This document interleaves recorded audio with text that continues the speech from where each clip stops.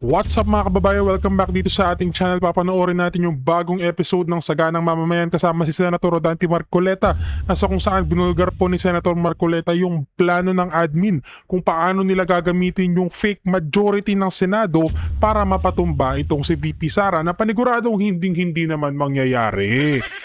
Ang kailangan kasi boto dito ay 16, samantalang yung 12 na boto para sa majority, 13 hirap na hirap silang makuha. Yung 16 pa kaya. At yung balak nila na mga style nila na work from home kuno, sabi nito ni Gwin Gatchalian, wala. Isa lang yan sa mga tactic nila na ginawa. Isipin nyo, kinandado ang Senate plenary. Imagine walang mga session sa mga nakaraang araw kasi nga yan ang balak nila. Pero itong sina Senator Alan Peter Cayetano, maging itong si Senator Marcoleta, babalik dyan sa Senado. Bubuksan muli yung mga hearing dyan sa Blue Ribbon Committee para ilabas lahat ng mga pruweba dito sa bagong mga affidavit ng Brave 18. Dito tingnan nyo, merong bagong si Attorney Baligod, may bago po siyang witness. Ayan po yung kanyang bagong witness na kung saan may tinuturo pa pong bagong congressman na personal pong dinelivery ng maleta. Ayan, dyan yan. Pero bago ang lahat mga kaibigan, isang like and subscribe muna para kayo ay mas maging updated sa may init na balita dito sa ating bansa, gaya po ng videong papanoorin natin ngayon. Maiba tayo mga kaibigan. Etong si Falsificado, Diyos ko sa wakas, ito na etong si Falsificado, hindi na attorney daw siya. Hindi na nga humawak ng kaso yan pero kinasuhan pa. Yan, deserve mo yan. Chief of Staff ni Senator Robin Padilla nagsampa ng kasong cyber libel laban dito kay Falsificado. Etong si Attorney Falsis, feeling attorney abogado daw kuno, pero parang kung magsalita parang hindi naman edukado no? Hindi na nga siya nakahawak ng kaso, wala pa nga kasong napapanalo yan, siya patuloy ang nakasuhan. Ito kasing puro source niya kasi Tweety Bird kaya hindi pwedeng gamiting witness yan sa korte kasi ang sasabihin niyang ebidensya na galing kay Tweety Bird. Maiba mga kaibigan, masyadong tayo naliliyas. Balik tayo dito kay Attorney Senator Rodante Marcoleta. Panoorin natin ang bagong episode ng Saganang Mamamayan with Attorney Senator Rodante Marcoleta. Panoorin po natin ito. Oho. Ito ba kanya yung... Ito ba yung pinagbuwisan ko ng buhay? Ito ba yung pinagbuwisan namin ng buhay? Oho. Mas mahirap ang kinalagyan ninyo ngayon. Yung kasing mga ibang kinalaban namin, mga banyaga ito mga foreigners ito opo, na hindi nila alam ang kultura natin, pati yung kasaysayan ng ating mga kababayan. Dahil mga dayuhan sila Oho. pero tayo na ito ngayon. Bakit ganitong ginawa ninyo sa ating bansa? Kapwa Pilipino, no? Di ba? Ang masakit pa doon, Sen, sa araw mismo ng kalayaan, naka-lockdown yata yung Senado, hindi ba? Nilockdown Ginawa atang garrison. Nilockdown, bawal pumasok, bawal lumabas. Kasi sinabi namin ay pagpapatuloy namin yung pagdinig ng flood control scandal. Oho. Hindi pa kami... Nabanggit kasi natin nung Monday, Sen, kaya... Tapos pinik up ata sa news na mag-i-schedule ng pagdinig ng Webes. Hindi nila napakinggan yung bandang huling programa natin. Talagang may plano naman kasi. Oho. Ngayon, gumawa sila ng paraan na may security threat daw. Yes. Kung titignan mo naman, wala namang ginawang pagpapahayag yung National Security Advisor. Wala po. NICA, Intelligence Group, Wala wala. man lang, sana man lang may nagpatunay. Meron po talagang threat Opo. na nanggagaling po sa ganitong sektor. Ito po yung nakuha naming intel. Maliwanag naman na pinroses nila. Baka nga may sapat na ebidensya. Opo. Oho. Kaso, ang nagpahayag yung NBI. Paano naman nangyari?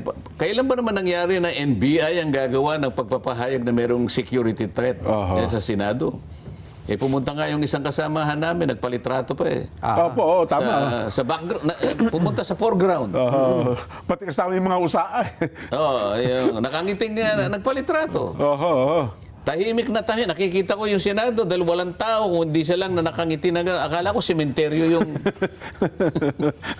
Akala ko libigan ng mga bayani na punta. Anong security threat? Kinandado, pinadlock. Opo. Ito yung, sa araw pa naman ang kasaysayan dyan. Aha. Sa araw ng kasarinlan. Kalayaan. Oo. Napaka-importante, napakahalagang araw na sana'y tinatamasa natin yung bunga ng tunay na kalayaan. Oo. Paano, Nelson, kung yung hindi ka naman malaya doon sa kakayahan na magpahayag ka ng tunay na damdamin mo. Oo. Yun nga. Lalo na nga, yung kakayahang mag-imbestiga ka.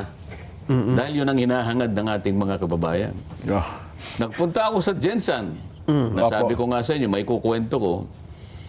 Dahil nga, yung mga kapuspalad na tinamaan ng Lindol, pinakamalakas Lindol na yun, sa buong mundo, Sen, sa taong ito. 7.8 7 point magnitude. magnitude.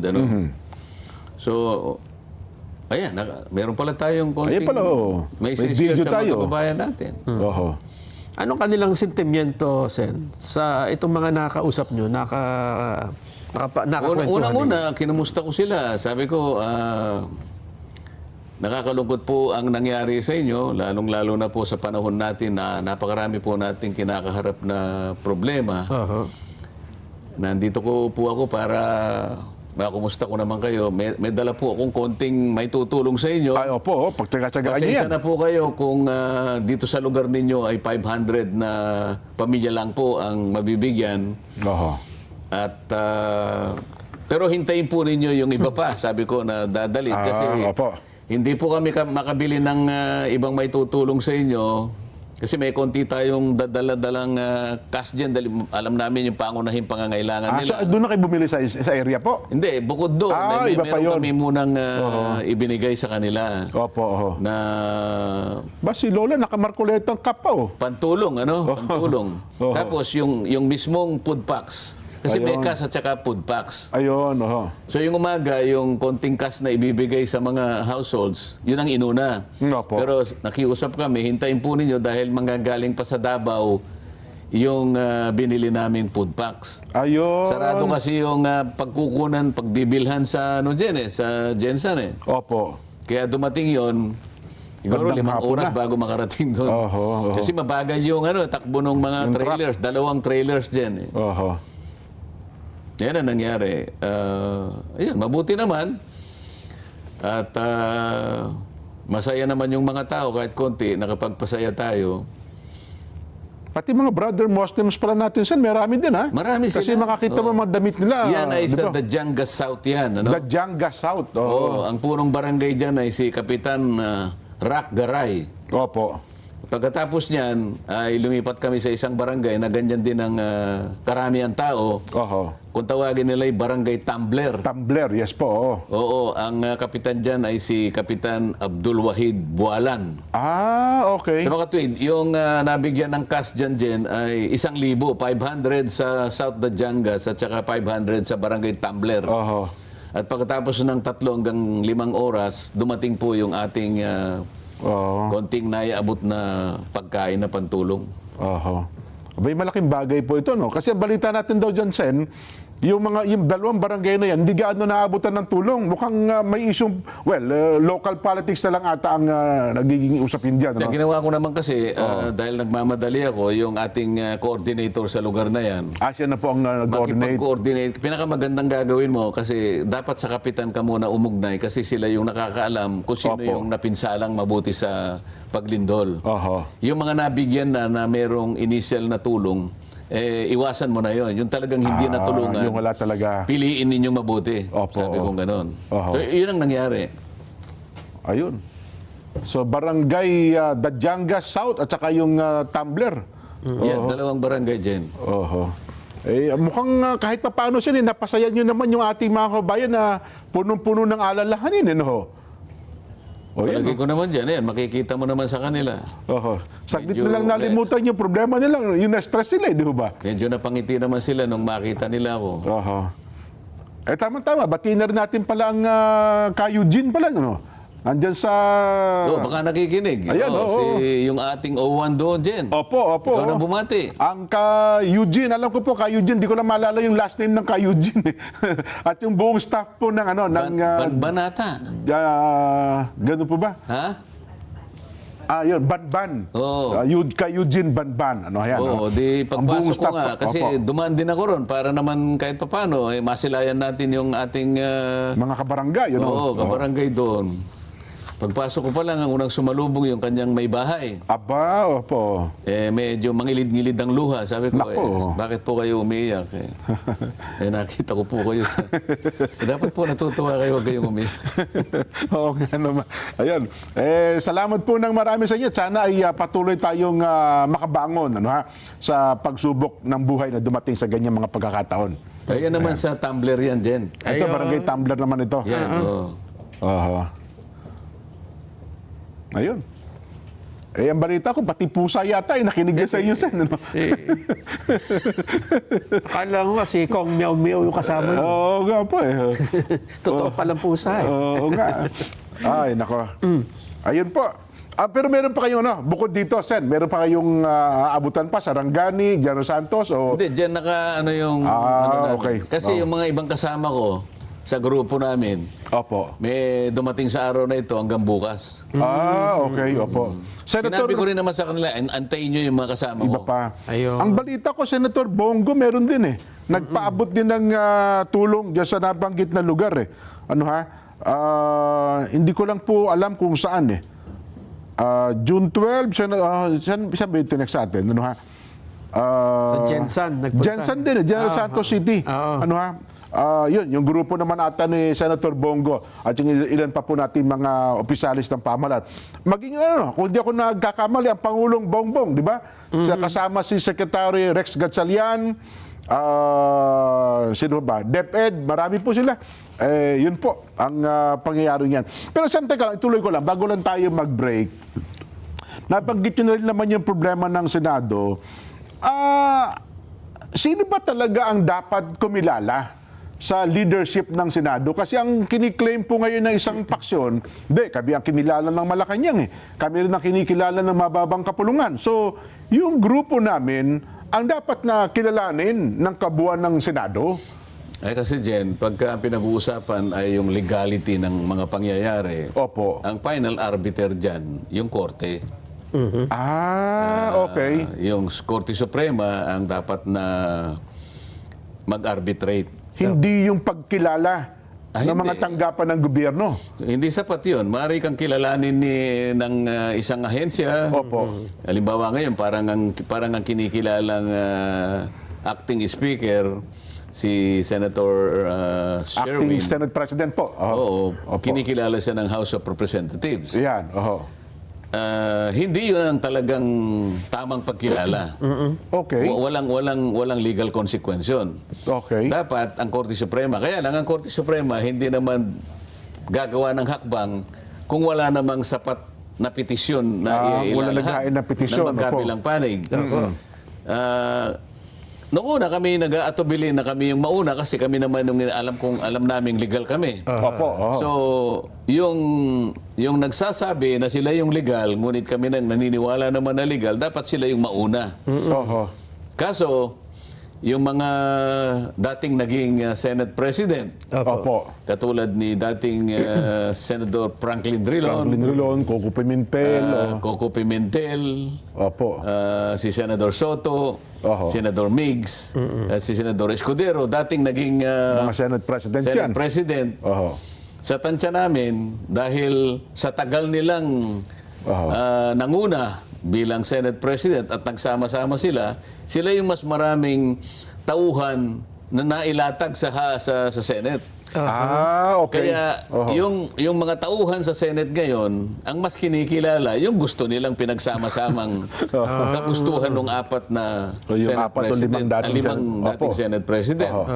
Kung titingnan mo, si SP Alan, wala pang isang buwan na nakatalagang Senate President. Ay, wala pa po. So yung kung ang pag-uusapan ay impluensya, o yung kung may nailagay man siyang tao niya Opo. sa isa sa mga committee doon na siyang dapat tumulong sa amin, Opo. lalong-lalo na sa Blue Ribbon Committee, baka mas marami yung apat na naging Pangulo ng Senado sapagkat hindi lang sila nagtagal doon, sama-sama pa silang kumikilala Ipailang ulit siya na naging Senate President. doon sa natukahan na maging acting president kahit na 12 lamang sila. Oho.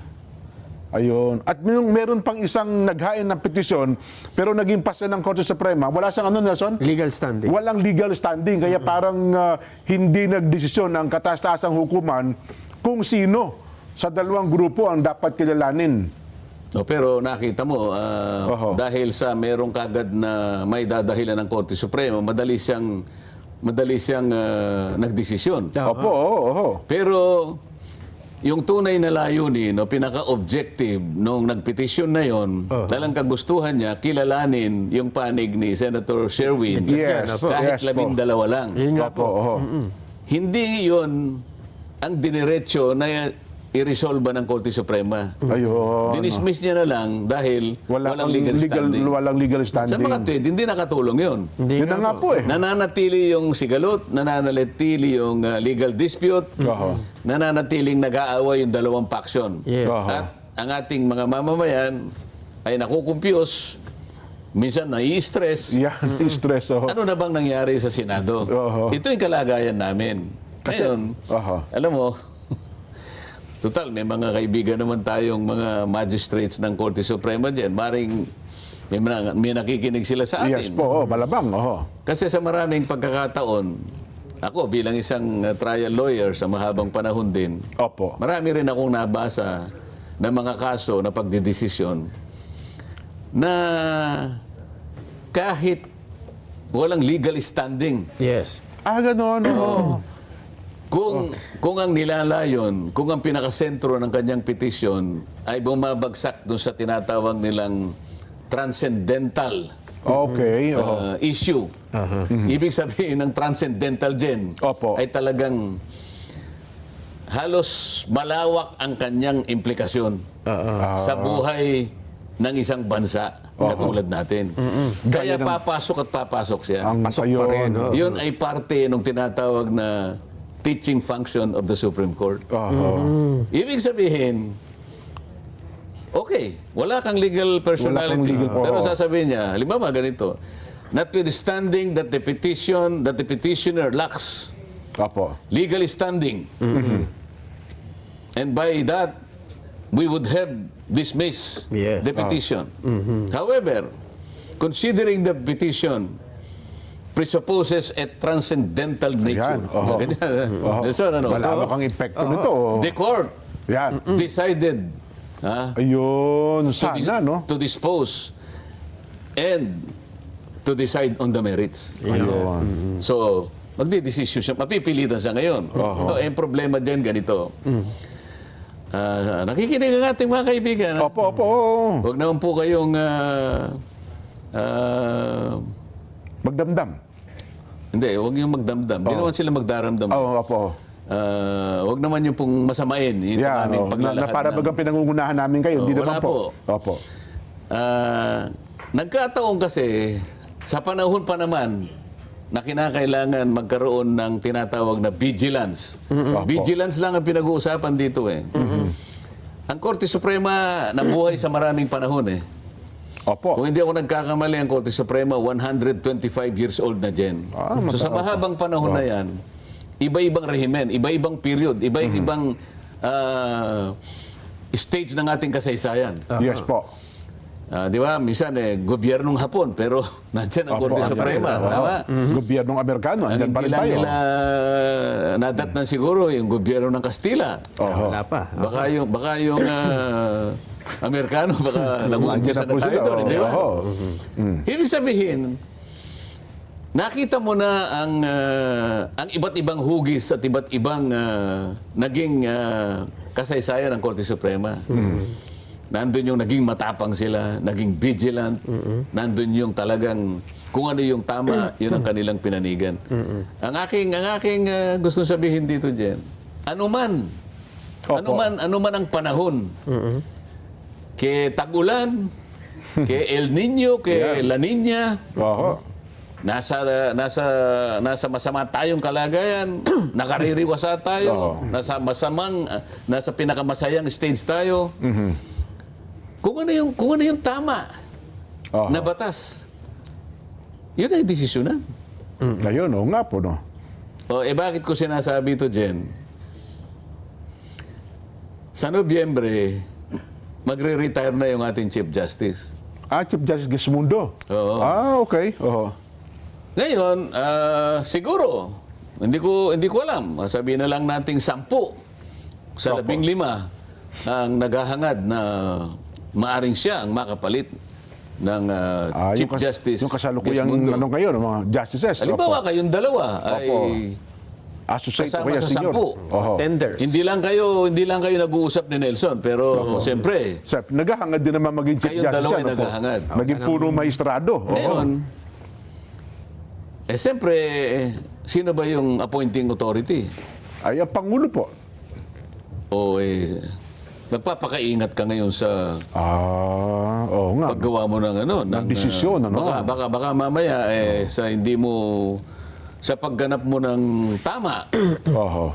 pagdesisyon mo ng tama, baka hindi naman mabutihin nung Baka masamain nung Di ba? Opo, appointing authority nga naman. sinasabi ko ito, totoo lang ito. Gino-open ko yung posibilidad na kaya nagtatagal. Oho. Halimbawa, bigyan kita ng halimbawa. Yung petisyon na inihain sa Korte Suprema na naghahanap ng kasagutan kung yung pagkaka-rendition ni dating Pangulong Duterte ay legal at makatwiran. Opo. Wala pang desisyon. Wala pa. Hanggang ngayon, Halos higit na 1 taon na yon. Kung halimbawa din, meron ng desisyon. Kunwari lang, may desisyon na. Opo. Kunwari lang sinabi sa desisyon na yon na illegal talaga Yung ang pagkakadala sa Netherlands. Opo. Sapagkat hindi man lang siya nabigyan ng kaukulang due process sa pamagitan ng ating mga domestic legal system. Oho. Yung desisyon na yon, magagamit ngayon ni Senator Bato. Oo. Oo nga, no? Ngayon, Magiging yung desisyon na president yun, yan, magiging favorable sa kanya, hindi na siya magtatago. Kasi sinabi ng Korte Suprema, mali. Mali So yun. yung paghanap nyo sa akin, mali. Sasabihin niya ganon. Ayun. O ngayon, magdidesisyon ka ba ng ganon?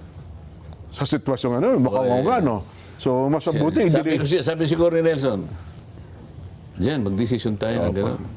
Para, sige, tapos si Nelson, ikaw ngayon. So, ipitin. Magiging ponensya, no? Halimbawa, Sa mga katwid, tingnan mo, pati yung petition ni Senator Bato, hindi pa rin. Oo nga, no? Balikan mo yung pagdidesisyon sa... Nagkaroon din ng petition tungkol sa budget ng 2025. Ayun nga. Ayun, isa pa yun, oo. Ano? Hanggang ngayon, may oral argument pa ata hanggang ngayon. Di ba? Nandiyan pa rin. Oo. Kasi, meron naman silang katwiran dyan sabi niya.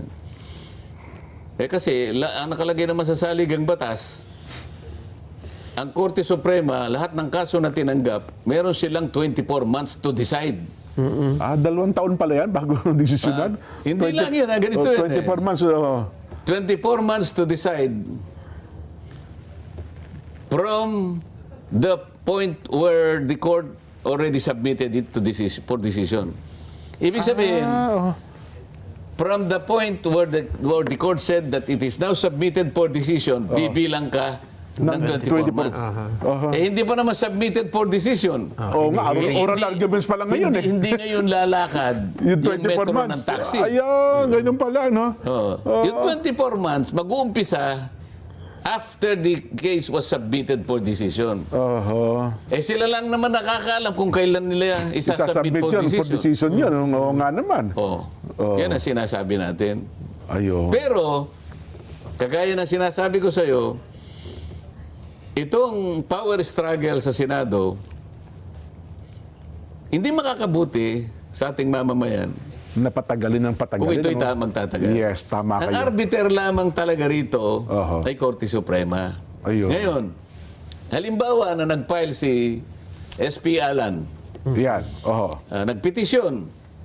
Ang petisyon niya ay para sa watain yung 12 na nagkaroon ng power grab, humingi ng TRO, na huwag silang Huwag silang umakto. Yan, sa kanilang posturing na sila na ngayon ang parang SP President. Nandito pa naman ako, sabi niya. Na parang kayo po yung sinusunod ngayon, samantalang ang pinangyarihan po ng inyong ginawa ay illegal dahil 12 lang kayo. Ayun. Oo. Yun ang pinaka-gist ng petition. Halimbawa, At kung halimbawa nanaisin pa namin na mag-TRO kayo para pigilin muna sila ngayon. Ayun, oo. Status quo halimbawa. So himungi kami ng status quo ante. Para sa gano'n, ang kilalanin habang dinidesisyonan SP ay si Alan. SP Alan. Yeah. Para sa gano'n, umusad Yes. yung normal na pamamalakad ng Senado. Opo. Paano kung sabihin niya hindi siya magkamukha nang nangyari, hindi sila nag-issue ng TRO? Opo. Oh. Pagkatapos, pagkukomentan yung kabila, babalik ako sa tanong nyo, kailan magdidesisyon? Ayun nga. Oo nga, no? Kasi June pa lang eh. June. November pa. June, July, August, September, October, November, almost 6 months na lang. November, pwede nga naman kasi kung magre-retiro si Chief Justice Gismundo. Bakit hindi natin subukan para makakatiyak tayo? Sen, baka naman. Hindi na, yun, maring yun ang gawin. Oo. Maring yun ang gawin. Kasi nga, hindi natin malaman kung paano uusad eh. Meron pang nakaamba na impeachment. Ayan, opo, isa pa po yan. proceedings. Oo. By June 18 yata, pre-trial conference na raw. Oo. At saka, nakapile din yung petition, Sen, di hindi ba? natin maintindihan kung gaano ang epekto ng power struggle na to.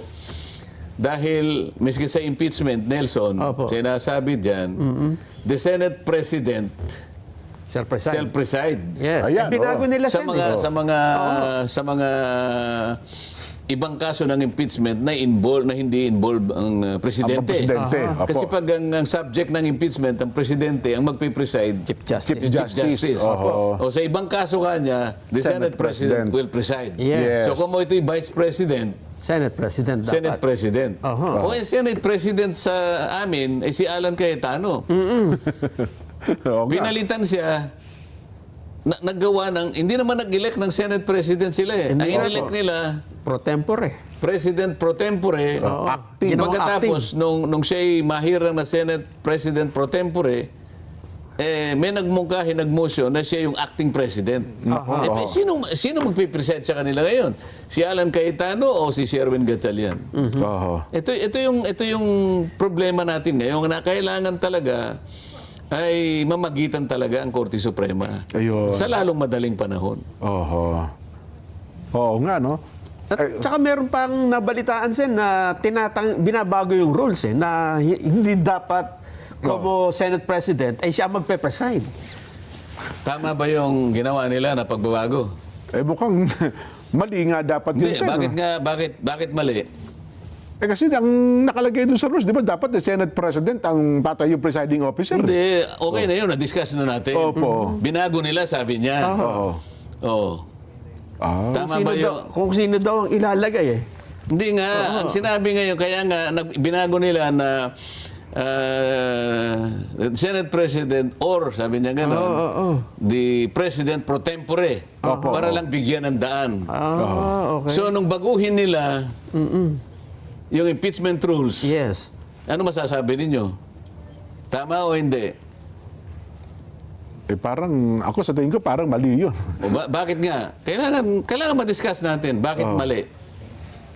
Ba't nila biglang babaguhin siya kung meron na nakalatag na rules ng, di ba? Oo nga, pero kailangan maintindihan ng maipakita natin sa taong bayan, sa abot ng kanilang pangunawa, bakit mali? Bakit nga Doon ba? lang sa ginawa nilang pag-amyenda ng impeachment rules. Bakit nga ba, Sen? Hindi namin alam Kasi nung baguhin nila, sila bilang, palagay mo na lang valid yung ginawa nila, no? Oo, opo. At palagay mo 13 sila, hindi 12. Okay. Kasi ang problema, hindi nga, 12-12, ang opo. pinagmumulan nyo kasi, hindi nga valid kasi 12 lang sila. Okay. Kahit ipalagay mo 13, Halimbawa. hindi rin valid. Bakit po? Yun ang sagutin mo ngayon. Oho. Ipalagay mo na merong quorum. Nasa kanila na. Ano? Hindi rin valid yung ginawa nila. Bakit? Bakit? Po? Bakit? Oo. Oh, Jen. Bakit ka? Hindi, ako nakikita ka lang. Yung bigla. Bibigyan kita ng hopya na nandito eh. Sa nandito. Hindi, nakikita ko nga lang kung dahilan doon. Bakit bigla nilang babaguhin nyo? Samantalang gawa na yung di ba yung rules ninyo on Hindi impeachment. pwede naman baguhin yun. Tinatanong ganun ko ho sa ba? inyo, kaya lang yung sinasabi na mali, kasi nga 12 sila. Oo. Obvious naman yun eh. So Illegal ngayon- yun dahil 12 lang sila. So ngayon, ipalagay na natin. nating, sige, wag lang 13, 15 sila, limbawa, para wala na. Majority na. Pag may na talaga majority. sila. O, bakit mali? Baka binabangga nito ang saligang batas, Di ba? Meron bang nakalagay sa konstitusyon niya? Hindi yun ang binangga. eh. Ah, Kasi, Ano po ang dahilan ba talaga? di halimbawa may quorum. Opo. Nasa kanila na nakapanig lahat. Opo. Sila talaga. Binago nila yung impeachment rules Opo. okay. ng Senado as a legislative body. Ang magbabago nun, yung impeachment court, Oo nga. Dapat nag-convene muna. nag-convene muna sana kami bilang impeachment court. At saka namin ngayon babaguhin. Ayun. Kasi umaakto naman kayo ngayon. Hindi pa naman... Wala pa yun. Ang impeachment court dapat ang magbago ng kanya sariling tuntunin. Hindi yung legislative, hindi yung Senate as a legislative body. Bagamat nakapanumpa na kayo noong nakaraan. Ha? Oo. Ayan, Nakapanumpa na. Meron ng impeachment court eh. Yes po, Hindi oo. sana nagtawag sila ng impeachment court. Na may babaguhin pa lang pag nagtawag sila ng impeachment court, 12 rin sila. May problema din, di Sino ba? ang magpipreside nga Pero pala? ito, dalawang kamalian. Una, 12 lang sila. Pangalawa, hindi naman impeachment court.